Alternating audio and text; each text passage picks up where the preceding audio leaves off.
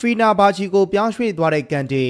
ကာရာဘောင်ဖလားဘောလုံးပွဲတက်လန်းနိုင်ခဲ့တဲ့အာဆင်နယ်ကစားသမားတွေကိုချီးကျူးလာတဲ့အာဒီတာတို့ရဲ့သတင်းအပါအဝင်နောက်ဆုံးရအောင်ကစားသတင်းများအားလုံးပဲမင်္ဂလာပါကျွန်တော်တို့ရဲ့ GB16 ဘောလုံး channel လေးကနေအားလုံးကိုပြန်လည်ကြိုဆိုလိုက်ပါရစေဒီနေ့မှာတော့ဖီနာဘာချီကိုပြောင်းရွှေ့သွားတဲ့ကန်တီကာရာဘောင်ဖလားဘောလုံးပွဲတက်လန်းနိုင်ခဲ့တဲ့အာဆင်နယ်ကစားသမားတွေကိုချီးကျူးလာတဲ့အာဒီတာမေဂျာလိကိုပြောင်းရွှေ့တော့မဲ့ဂျိမ်းရိုဒီဂရက်စ်တို့ရဲ့သတင်းတွေကိုတင်ဆက်ပေးသွားမှာပါဖီနာဘာချီကိုပြောင်းရွှေ့သွားတဲ့ကန်တီတူရကီကလပ်ဖီနာဘာချီတင်းဟာလက်စတာနဲ့ချက်စီကွင်းလယ်လူဟောင်းအန်ဂလိုကန်တီကိုခေါ်ယူနိုင်ခဲ့ပြီဖြစ်ကြောင်းအတည်ပြုလိုက်ပါတယ်ပြီးခဲ့တဲ့အင်္ဂါနေ့တုန်းကဆွေးနွေးမှုတွေရပ်တန့်သွားခဲ့လို့ကန်ဒီတယောက် ATH မှာပဲဆက်ရှိတော့မလို့ဖြစ်ခဲ့ပေမဲ့ဖီနာဘာချီဘက်ကတော့ဒီအပြောင်းရွှေ့နှောင့်နှေးခဲ့ရတာဟာဆိုဒီကလပ်ကြောင့်လို့ပြစ်တင်ခဲ့ပါတယ်တူရကီကလပ်ရဲ့အဆိုအရ ATH အသင်းကကစားမအပြောင်းရွှေ့မှတ်ပုံတင်ခြင်းဆိုင်ရာဖီဘာရဲ့စီမင်းစည်းကမ်းတွေကိုလိုက်နာဖို့ပျက်ကွက်ခဲ့တာကြောင့်အပေးယူပြက်ပြက်လူနီးပါဖြစ်ခဲ့ရတာလို့သိရပါတယ်ကာရာဘောင်ဖလားဘောလုံးပွဲတက်လန်းနိုင်ခဲ့တဲ့အာဆင်နယ်ကစားသမားတွေကိုချီးကျူးလာတဲ့အာဒီတာ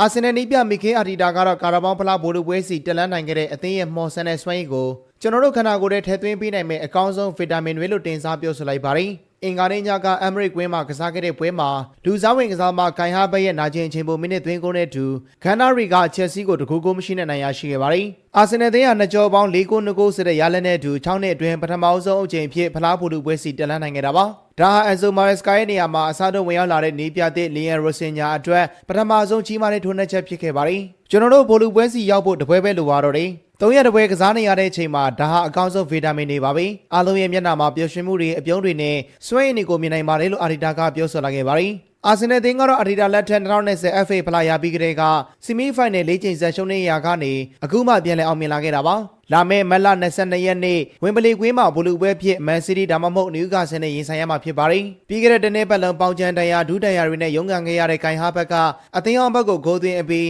အာဆင်နယ်တစိတ်ကိုညွှန်ပြရင်းနဲ့အသင်းပေါ်တွေနဲ့အတူဝမ်းသာအရာအောင်ပွဲခံခဲ့ပါတယ်အာဆင်နယ်တင်းကတော့လာမယ့်3ရက်ကြာမှာပရီးမီးယားလိပွဲစဉ်ဖြစ်ဆန်ဒါလန်တင်းနဲ့ရင်ဆိုင်ကစားသွားရဖို့ရှိနေပါတယ်မေဂျာလိကိုပြောင်းရွှေ့တော့မဲ့ဂျိမ်းရိုဒရီဂရက်စ်အမေရိကန်ကလပ်မီနီဆိုတာယူနိုက်တက်အသင်းကတော့ကိုလံဘီယာကျေပွင့်ဂျိမ်းရိုဒရီဂရက်စ်ကိုအလုပ်ပြောင်းရွှေ့ခြင်းနဲ့ခေါ်ယူဖို့ဆွေးနွေးနေကြောင်းသတင်းတွေကအတည်ပြုထားပါတယ်ဂျိမ်းစ်ကလေယာဉ်ပေါ်မှာထိုင်နေတဲ့ဓာတ်ပုံနဲ့အတူဟီဝီကိုလူမှုကွန်ရက်မှာတင်ခဲ့ပြီးသူ့ရဲ့အပြောင်းရွှေ့ကိုအရေးမွှဲပြသခဲ့ပါတယ်အသက်34နှစ်အရွယ်ဂျိမ်းကပြီးခဲ့တဲ့ဒီဇင်ဘာလကမက္ကဆီကိုကလပ်လီယွန်နဲ့လမ်းခွဲခဲ့ပြီးကတည်းကအသင်းလက်မှတ်ဖြစ်နေခဲ့တာပါဂျိမ်းစ်ကဘိုင်ယန်မြူနစ်ရီယယ်မက်ဒရစ်အေဗာတန်အေရာရန်အိုလံပီယာကော့စ်ဆော်ပိုလိုရာအိုဗလီကာနိုတို့လိုကလပ်အသင်းပေါင်းများစွာစီမှာလှည့်လည်သွားလာကစားခဲ့သူလည်းဖြစ်ပါတယ်ဒီနေ့တင်ဆက်မှုကတော့လောက်ပါပဲနောက်ဆုံးအားစားသတင်းတွေပြောင်းရွှေ့သတင်းတွေပွဲချုပ်ပွဲပြီးသုံးသက်ချက်တွေအပြင်စိတ်ဝင်စားဖွယ်ရာအကြောင်းအရာတွေကိုတင်ဆက်ပေးမှဖြစ်လို့ GB16 ဘောလုံး channel လေးကို like and follow လုပ်ပြီးဗီဒီယိုလေးကိုလည်း share ပေးကြပါဦးလို့ပြောနေနေကုန်းချလိုက်ရပါတယ်